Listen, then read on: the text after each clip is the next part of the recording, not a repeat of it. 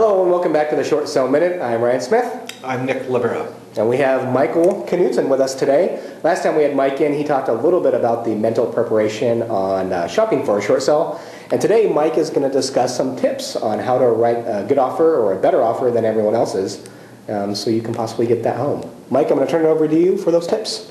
Well, I'd say first off, have a good agent. You know, an agent that you trust, an agent that you're comfortable with, somebody that you can really communicate with, because that's going to be the flow back and forth between you two, or who's involved in the transaction, to make sure that you're writing what you personally want in your offer. Second tip would be prepared to write a lot of offers. You know, short sales take a long time to get accepted. What I usually recommend to my client is, let's write an offer here today on this house, and we'll write another offer, and then just keep on. Can I interrupt real quick? Yes. On average, what are you seeing as far as how many offers have to be written in order for one to be accepted? Do you have? That ballpark figure would be, once we start hitting around 10 offers, we start getting feedback from the first and second and third offers from that first round.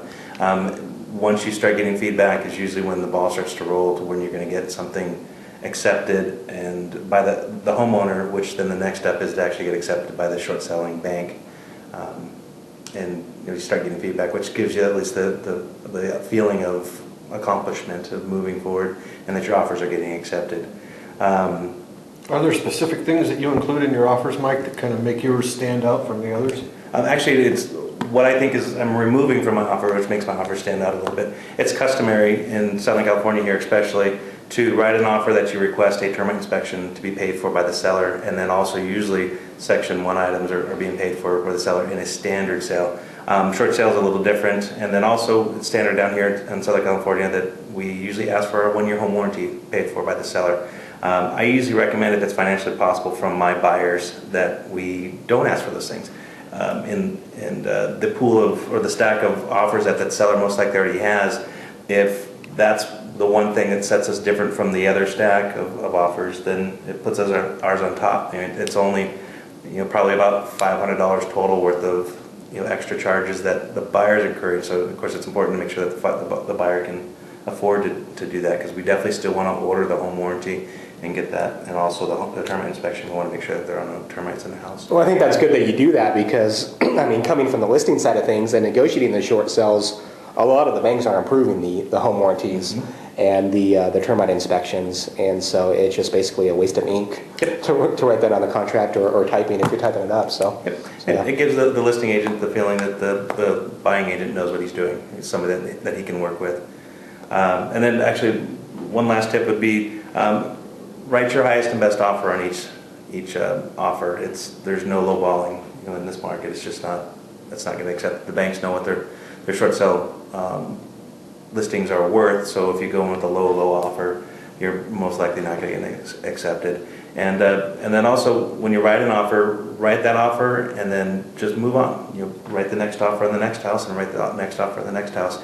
Don't get your heart specifically set on that one particular house, because it's a numbers game in that sense. And once you've got time on your side, one of those houses will come back to you and start negotiating. So once you have an offer accepted, there's going to be an inspection of the home. You were talking about inspections, but what I'm referring to here is a little bit different.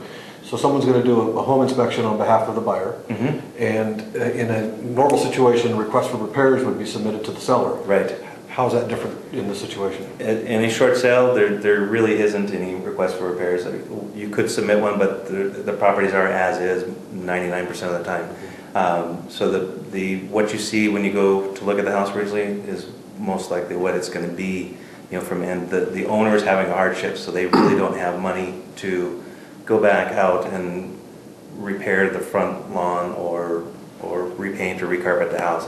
It's not in their budget. They're already having a hardship. And we all know that the bank's not going to approve to have those items repaired. They're already taking a huge loss, so they're not forking any other money. Exactly. So if you go in with mentality when you write your offer that you're buying this house as is, there's no surprises. So the buyer should be prepared for a fairly long process. They should kind of steel themselves to the fact that they're going to have to write multiple offers. They shouldn't fall in love with any particular property. This is a journey, and you've got to get used to the fact that there's going to be some disappointments along the way, and you need to be mentally prepared for that. This isn't a normal environment, a normal shopping environment. Exactly. Going back to writing multiple offers, I've had this question pop up time and time again with some buyers. Do they have to submit a deposit check with every offer? No. Okay. No. You need to give a deposit, earnest money deposit check to your agent, and I usually suggest that checks may be payable to escrow, and it's held with the agent. Once the offer is accepted and the short sale approval is accepted from the short selling bank, that is when escrow gets open and the check is mailed into escrow. And then that's usually the beginning of your 17-day contingency period on a standard contract. Well, that's good information, because I know there's some buyers out there probably watching this thinking, writing multiple offers, submitting, $2,000, $3,000 earnest money deposits, and if they're writing 5 offers, and that's $15,000 that's going out. But that's not the case, as Mike No. just No, expressed. your agent should hold the check for you. Okay. Do you ever have them make it out to you? No. That was a joke. That was a joke. We were testing. We were just testing. Is that it? Do you have any other tips for the people out there? Same tip as the previous one, just be patient. Short sales take a long time. And always remember, if you owe the bank $100, that's your problem. If you owe the bank $100 million, that's the bank's problem. That's it for today. That is it. We'll see you next time. Bye.